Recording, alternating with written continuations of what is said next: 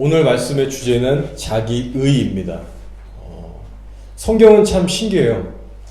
구약이나 신약 어딜 묵상해도 사람의 의, 전부 사람의 자아를 다루시는 내용들로 꽉 차 있습니다. 살아계신 하나님께서는 예나 지금이나 사람의 의를 다루세요. 참 지겹지도 않으신가 봐요. 그 긴 인간의 역사 가운데 동일한 일을 늘 반복해서 하십니다. 여러분, 성경 로마서 1장 17절에 이런 말씀이 있어요. 복음에는 하나님의 의가 나타나니. 무엇입니까? 복음에는 하나님의 거룩한 의가 반드시 계시된다는 겁니다. 따라서 아브라함이나 신약 시대에 살고 있는 우리 교회들이나 우리로 하여금 구원을 얻게 하는 믿음에는요, 반드시 하나님의 의가 나타나요. 근데 하나님의 의는 완전하고 거룩합니다. 그렇기 때문에 믿는 자들 안에 거하는, 우리들 안에 거하는 나의 의, 이 자기 의는 반드시 완전하신 하나님의 의와 부딪히고 깨지게 될 수밖에 없어요. 그래서 우리의 의는 반드시 하나님 앞에서 깨지고 다룬받아야 한다는 것입니다. 두 의가 함께 공존할 수가 없어요. 여러분, 욥기서는요, 욥이란 사람이 극심한 고난을 인내했더니 끝내 복을 받았더라. 그러니까 너희들도 아무리 어려운 고난이 와도 꾹 참으면 결말은 복이 있을 거야. 뭐죠? 고난으로 시작해서 복으로 결론 맺는 그런 책이 아니라는 겁니다. 또한 욥기서는요, 어떤 욥이란 인물의 그 위대한 신앙의 면모를 다루는 책도 아니라는 것이죠. 욥이 분명히 의로운 신앙인이었지만 저와 여러분과 같은 똑같은 성정을 가진 연약한 인간이었습니다. 여지없이 그 한계성을 보여주고 있어요. 다들 읽어보셔서 아시겠지만 욥기서의 간략한 줄거리는 이렇습니다. 하나님께서 아주 행복하고 의롭게 살고 있는 이 욥의 가정을 치시기 시작하는 거예요. 가정을 파탄내시고 한순간에 자녀들을 다 데려가시고 경제, 비즈니스 다 망하게 하시고 심지어는 욥의 몸도 치십니다. 이 일로 인해서 욥의 아내는 정말 사탄의 그 말처럼 남편인 욥을 저주하고 욕을 해요. 차라리 하나님을 저주하고 죽어라. 자, 근데 우리의 욥은 그런 아내를 꾸짖습니다. 함부로 그렇게 얘기하지 마라. 정말 대단해요. 정말 당대 의인이었습니다. 끝까지 입술을 지켰어요. 하나님을 원망 안 했습니다. 자, 그러나 며칠이 곧 흘러요. 얼마 안 갔어요.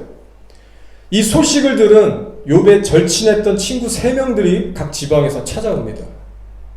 놀라운 것은 7일 동안 밤낮 아무 말 없이 함께 울어줘요. 여러분, 욥은 성공한 사람이었어요. 이런 친구 저희들 없잖아요. 7일 동안 곁에서 아무 말 없이 울어줬어요. 자, 그런데요, 그때부터 욥이 하나님을 대놓고 저주하진 않았지만 자기 자신을 저주하기 시작합니다. 이게 바로 욥기 3장부터 전개되는 내용이에요. 하나님께서 욥의 몸을 치시니까 욥기 10장, 20장, 30장에 가서 자기 자신을 저주한 게 아니라 3장에서부터 시작부터 자기를 저주하기 시작합니다. 자, 이때부터 본격적으로 새 친구들의 대화가 시작되는데요. 7일 동안 한마디 없이 울어준 새 친구들이 갑자기 돌변해요. 판단과 정죄의 설교를 욥에게 날리기 시작합니다. 욥은 위로를 바랬지만 친구들은 냉정했어요. 돌아가면서 끊임없이 정죄하는 설교를 합니다. 여러분, 상상만 해도 정말 속이 터지는 상황이죠? 막 억울함이 느껴지는 거예요. 근데 여러분, 이 세 친구는요, 하나님께서 욥을 깨트리기 위해서 준비하신 도구였다라는 겁니다. 여러분, 우리 주위에 우리의 마음을 헤아리기는커녕 늘 억울하게만 하고 힘들게만 하는 사람들 있죠? 꼭 한두 사람씩 있습니다. 가족 안에 있던 이웃관계에 있건 꼭 있습니다. 그리고 자세히 돌아보면 나 때문에 주변 사람들이 힘들어하는 경우가 대부분이죠. 하나님은 이렇게 우리를 힘들게 하는 사람들을 통해서 우리들의 악한 자아를 쑤시고 드러내고 계시는 겁니다. 그러나 너무나 아프죠. 너무나 괴롭죠. 그러나 그것이 하나님이 예비하신 축복 중의 축복입니다. 주님의 일하심은요, 우리가 기대하고 바라는 방식과 늘 다릅니다. 그래서 이것을 우리가 한번 깊게 생각할 때, 정말 내 스스로 계획을 세우지 않게 되고요. 정말 어떤 고난이 와도 이것을 겸허하게 받아들일 수 있는 그 믿음으로 우리가 서서히 성장해 가는 것 같아요. 내가 원하는 사람은 내 안에 있는 하나님을 향한 그 중심을 좀 헤아려주고 위로해주고 들어줄 수 있는 사람을 원하잖아요. 그러나 그런 사람들만 내 주위에 있다면 우리의 신앙이 자랄까요? 그렇지 않습니다. 함께 늘 죽이 맞고 거리낌이 없기 때문에 부딪힐 일이 없는 거예요. 깎일 일이 없는 거예요. 여러분, 7일 동안 말없이 울어준 세 친구들에게 욥은 엄청난 고통을 당합니다. 근데 욥은 이때 이게 주님의 섭리인지 몰랐어요. 자, 그래서 이때부터 욥은요, 자신의 삶을 저주하는 동시에 무엇을 시작하냐? 자기 스스로를 변호하기 시작합니다. 그 세 친구들의 끊임없이 대화 가운데 계속해서 자기를 변호해요. 이 내용이 성경의 거의 전체를 메웁니다. 여러분, 이것이 뭡니까? 바로 욥과 세 친구들 안에 내재되어 있던 자기의 의가 드러났던 사건이에요. 만천하에 드러났던 사건입니다. 너보다 내가 잘났다. 내 삶 속에서 내가 경험한 하나님은 너가 경험한 하나님보다 더 깊어. 내 삶이 더 너보다 의롭다. 자기가 만난 하나님, 자기의 거룩한 삶, 자기의 삶에서 깨달은 지혜가 최고인 거예요. 그렇게 시간 가는 줄 모르고 서로 정죄하는 내용으로 욥기의 거의 모든 부분들이 할애되고 있다는 겁니다. 여러분, 욥기서의 핵심을 결론적으로 제가 말씀드릴게요. 욥기서의 핵심은요, 자기의 의를 버리게 되는 회개입니다. 여러분, 욥기의 결말이 어떻게 끝나는지 기억하세요?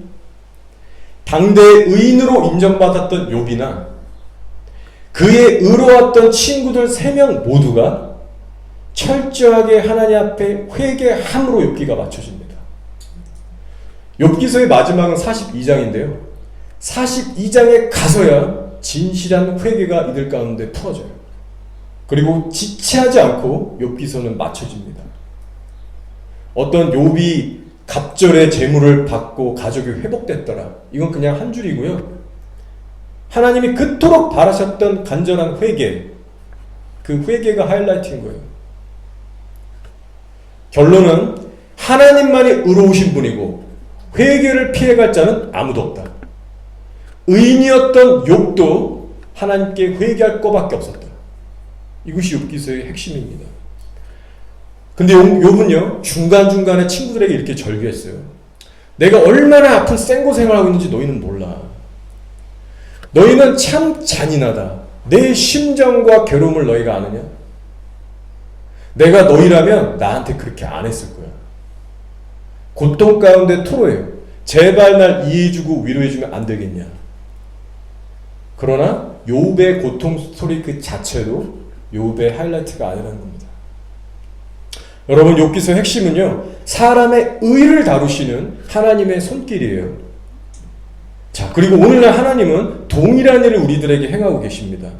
여러분, 욥의 인생에요, 말도 안 되는 고난을 주셨잖아요. 자, 근데 하나님께서 이 말도 안 되는 고난을 주신 섭리가 뭐라고 생각하세요?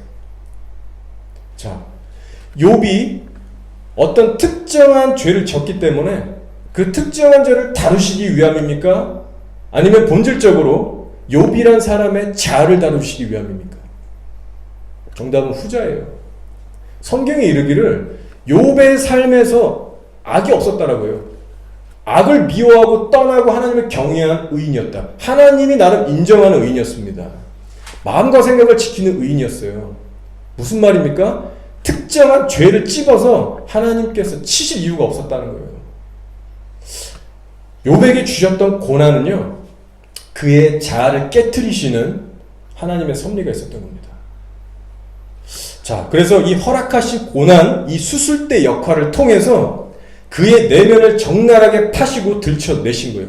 자, 그래서 일들이 어떻게 진행됩니까? 시간이 지날수록 욥의 안에 있던 그 자기 의가 수면 위로 막 넘쳐 흐르게 됐던 거예요. 자, 우리가 한 가지 더 알 것은요, 욥기 1장을 보면 사탄과 하나님과의 대화가 천상에서 이루어집니다. 정말 동화 같은 얘기지만 실제 있었던 역사죠. 자, 근데 우리가 알 것은 단순히 사탄이 충동질했기 때문에 하나님이 그래 충동에 넘어가셔서 갑작스럽게 결정을 내린 게 아니라는 것이죠. 우리 하나님은 그런 충동적이고 비인격적인 분이 아니십니다.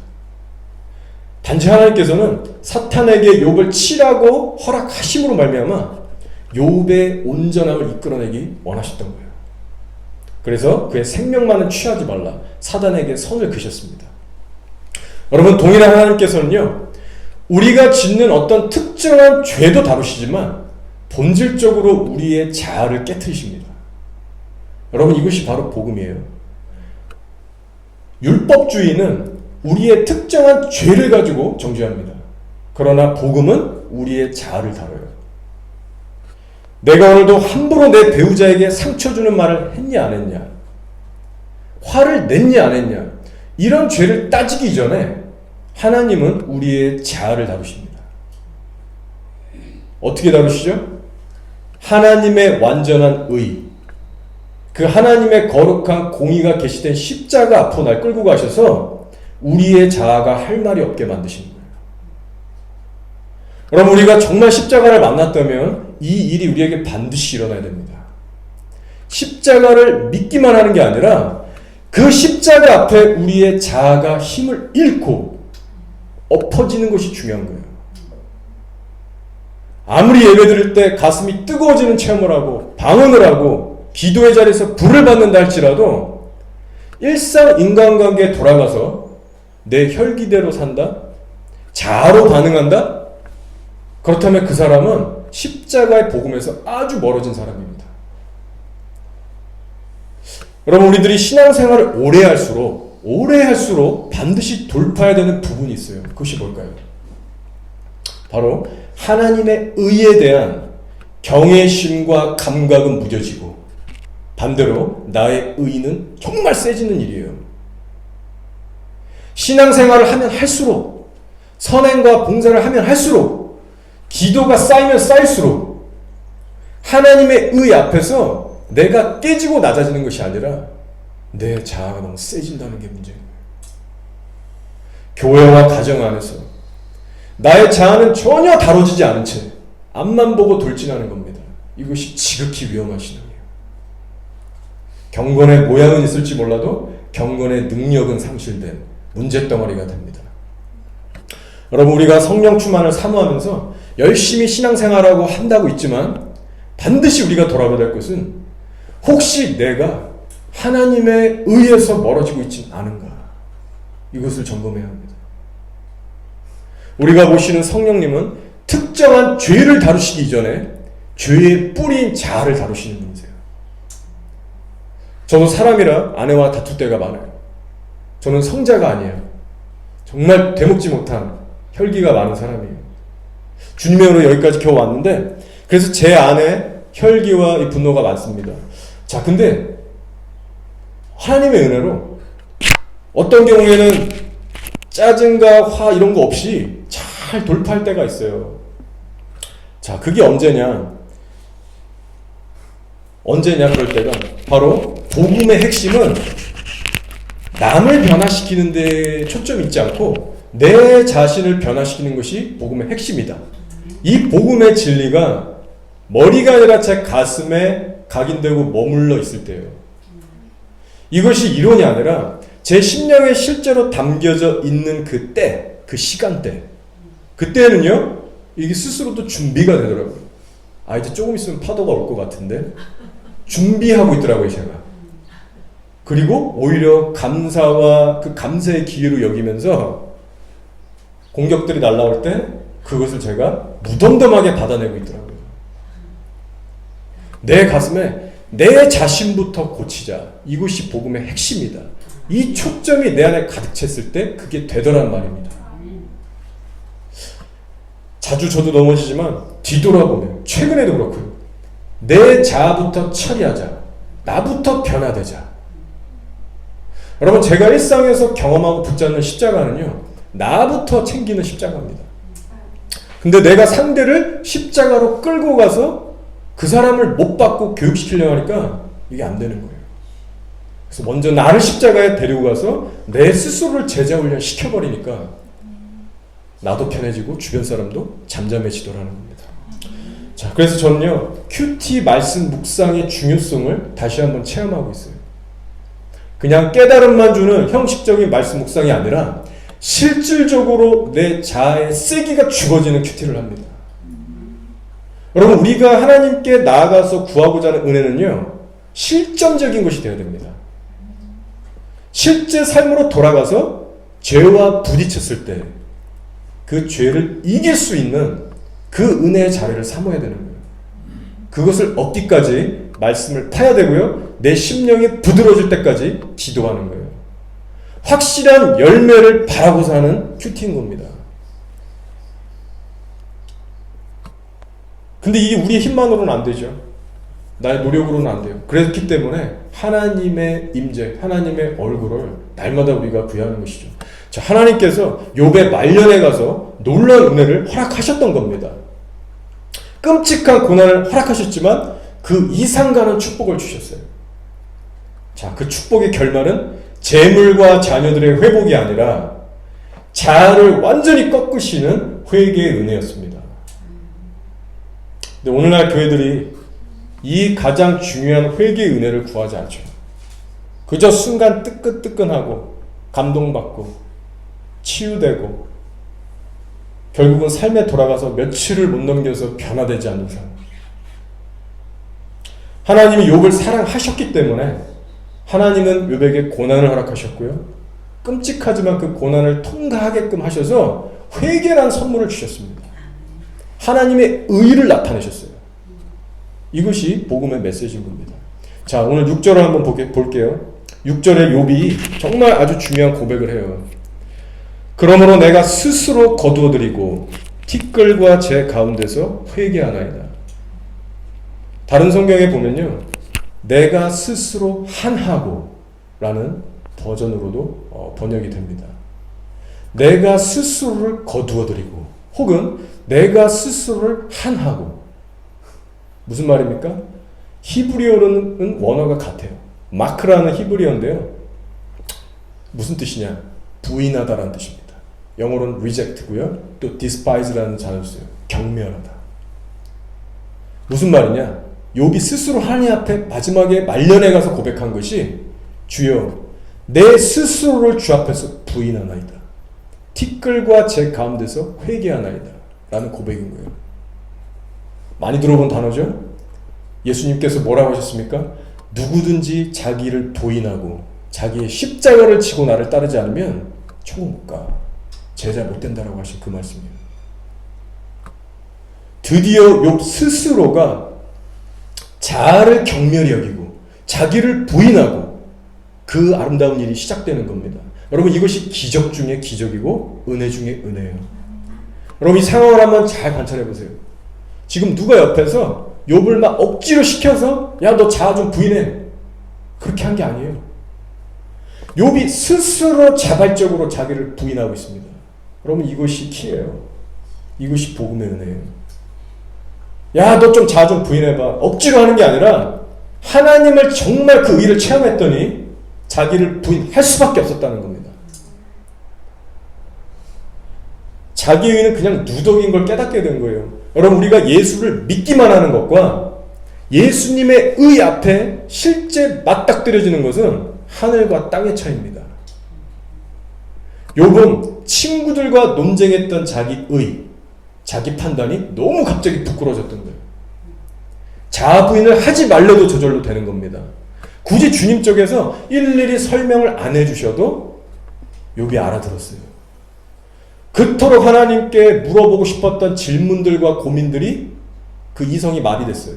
여러분, 자아 부인이 제대로 일어나면요, 우리의 이성도 마비됩니다. 궁금증이 사라져요. 머리에 자유가 와요. 오직 믿음에서 믿음으로 갈 뿐입니다. 그래서 로마서 1장 17절에서 이렇게 말하는 거예요. 복음이 뭐냐? 복음에는 하나님의 의가 나타나서 믿음으로 이르게 하느니라. 여러분, 이 말씀의 의미를 정말 이해하세요? 이 말씀은요, 선하시고 의로우신 예수님이 그냥 십자가에서 우리를 위해 죽으셨지, 이 뜻이 아니에요. 부분적으로 맞지만 그 의미는 너무 얕습니다. 저와 여러분을 믿음으로 믿음에 이르게 하는 유일한 길은요, 하나님의 완전하신 의 앞에 내 의, 내 자아가 맞닥뜨려져서 깨지는 거예요. 그래서 그 하나님의 완전한 의만 남고 내가 믿음으로 그 의를 붙잡는 거예요. 이 믿음만이 천국 가는 믿음인 거예요. 하나님의 의와 정면 충돌한 적도 없고 그저 형식적으로 영접 기도하고 말씀을 이론으로 배운 사람들, 하나님의 의를 단 한 번도 맞닥뜨려 본 적 없는 사람들, 천국 못 갑니다. 이 거룩한 깨짐은요, 입술로만 영접 기도했다고 이루어지는 게 아니에요. 오직 살아계신 하나님이 성령을 통해서 우리의 영에 계시할 때 일어납니다. 여러분, 우리의 인생의 말년에 이르기까지 우리에게 가장 필요한 은혜가 이겁니다. 하나님의 완전한 의가 내 삶에 지속적으로 비춰지는 은혜예요. 여러분, 하나님의 의가 강렬하게 여러분을 비추시기를 사모하시기 바랍니다. 여러분, 그것을 위해서 날마다 기도하세요. 이것보다 중요한 게 없습니다. 그 빛 가운데 날마다 조명돼야만 나의 의가 버려지게 돼요. 자, 그래서 여러분, 참된 믿음에는 행함이 연결되듯이 하나님의 의 앞에 엎드려진 자에게는요, 자아 부인이라는 것이 늘 함께 갑니다. 이것이 세트예요. 제 삶을 돌아볼 때도 분명히 지금 말씀드릴 수 있는 건 하나님께서 저의 어떤 특정한 죄만 다루셨던 것이 아니라 본질적으로는 저의 자아를 깨뜨리셨다는 거예요. 저는 분명히 그 하나님의 손길을 봅니다. 그리고 앞으로도 그렇게 행하실 것을 제가 알고 있어요. 여러분, 복음은요, 반드시 자아를 다룹니다. 여러분의 현재 삶은 어떠세요? 하나님께서 여러분의 특정한 죄를 초월해서 여러분의 자아를 건들고 계십니까? 여러분, 정말 그 만지신 하나님을 경험하고 계세요? 그것이 구원의 여정에서 반드시 나타나는 하나님의 손길입니다. 자, 여러분, 욥과 베드로의 공통점이 있어요. 그것이 뭐냐? 둘 다 자기의 의에 자신감에 충만했다는 겁니다. 베드로는요, 예수님을 따르기 위해서 가족, 고향, 직장 다 버렸어요. 모든 걸 버렸습니다. 자, 욥은 어때요? 욥은 베드로처럼 재산, 가족 버리진 않았어요. 그러나 욥 또한 땅의 것에 매이지 않는 사람이었습니다. 자신에게 주신 소유, 복 자체에 대해서 매이지 않는 사람이었어요. 얼마나 자신을 철저하게 다스렸던 사람인지 모릅니다. 성경이 말하기를 욥기 31, 24, 25에 욥이 이렇게 고백해요. 친구들한테. 만일 내가 내 소망을 돈에다 두고 순금에게 너는 내 의뢰하는 바라 하였다면, 만일 재물의 풍부함과 손으로 얻은 것이 많음으로 내가 기뻐하였다면, 이렇게 말해요. 무슨 말이죠? 하나님이 베푸신 돈, 자녀, 이런 눈에 보이는 것들, 이런 것들로 자기가 마음에서부터 기뻐하지 않았다, 기뻐하지 않게 또 싸웠다, 지금 어필하는 겁니다. 친구들 앞에서. 베드로처럼 버리진 않았지만 욥은 땅의 것에 자유하고 매여있지 않은 사람이었어요. 이것이 공통점입니다. 오히려 버리기만 했던 베드로보다 훨씬 더 자기의 인내와 절제와 자기 부인이 있었던 사람이에요. 자, 근데 이들에게는 또 한 가지 공통점이 있었는데요. 이건 신앙적인 면으로 볼 때 아주 치명적인 독과 같은 거였어요.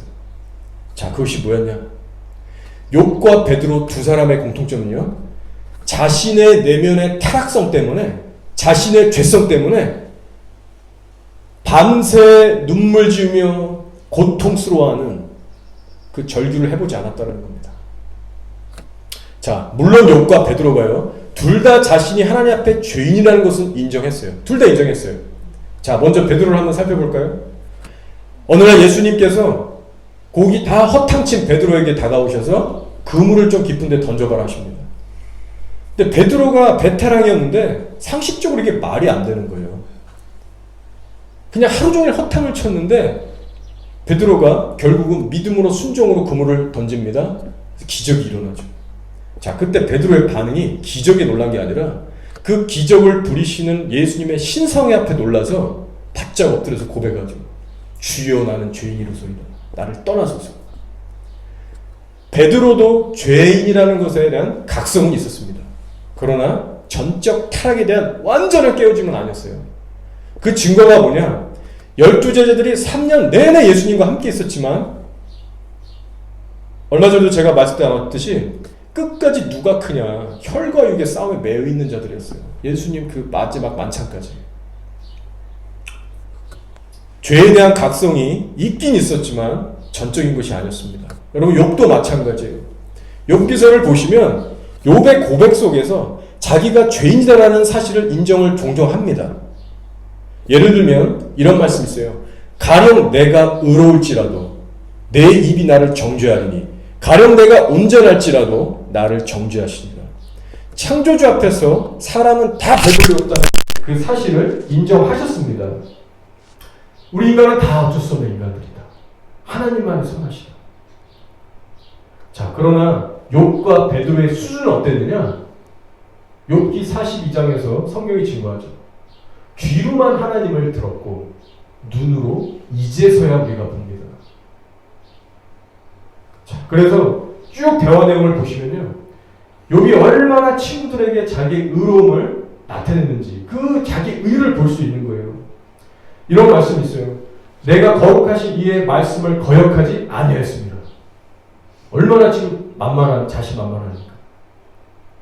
내게 가르쳐서 나 좀 깨닫게 해달라. 나의 허물된 것을 좀 깨닫게 해봐라. 내가 잠잠하리라.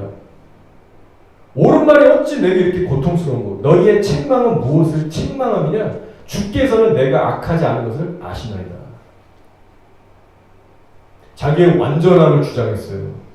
자신이 처한 환난과 친구들의 정죄 앞에서 자신은 지금 부당한 대우를 받고 있다. 스스로 변론했어요. 나는 너희들의 말을 인정하지 않는다.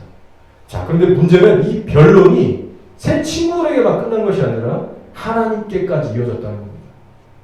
욥은 은연 중에 하나님은 불의하시고 그렇기 때문에 나의 이 상황은 합당치 않다라고 하나님께 도전했던 거예요. 자, 이때 이 모든 대화 내용을 듣고 있던 엘리후라는 사람이 등장하기 시작합니다. 좀 신비한 인물이에요.